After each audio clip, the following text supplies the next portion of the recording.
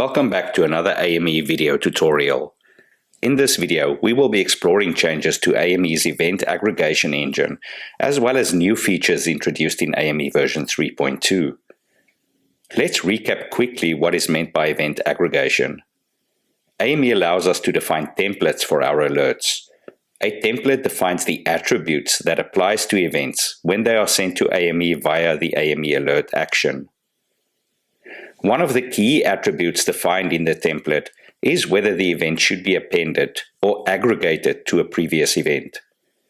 This has been a key feature of Alert Manager since the original version, and the feature has helped many customers by merging recurring and duplicate events, thus cutting down on alert fatigue.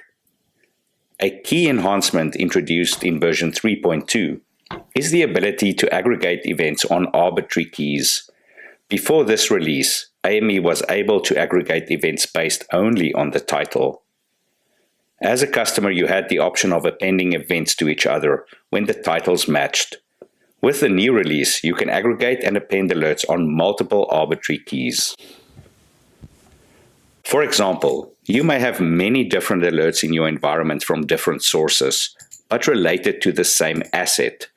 You can aggregate all of these events that are raised against a certain asset together by using the host name or device name as aggregation key.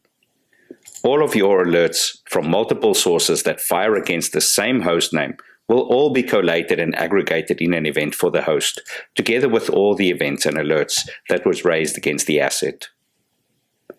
A number of options are available when configuring event aggregation. In the template section, we can see the parameters that govern the joining of events. On the right of the template configuration screen, we find the settings that govern event aggregation. We have the option to append, i.e. to enable the aggregation. We have the options of append strict, which determines whether all of the event keys need to match for an aggregation to occur. Notification on append can also be used to disable the notification engine from being engaged on an append, meaning only events that are newly created will be sending notifications, if you so wish. Under the append key selection, you can define the key or keys that should be joined when performing an aggregation. Fields in the event data can be used, as well as selected internal AME fields. To aggregate on a field from the source data, simply enter the field name in the list. For our example, we will be aggregating on the destination field. Lastly, an append mode can be defined in the case of an aggregation matching multiple events. When multiple candidates are available to append to, you can choose whether to aggregate to the first, the last, or all matching events. Alternatively, you can also select for a new event to be created in such an instant.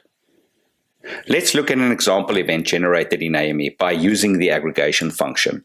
Here I have two searches which use the same aggregation template as target.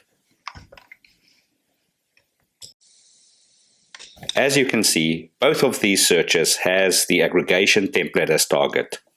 Once these alerts fire, they will both be aggregating events to the same event. Here we have the results of the event aggregation.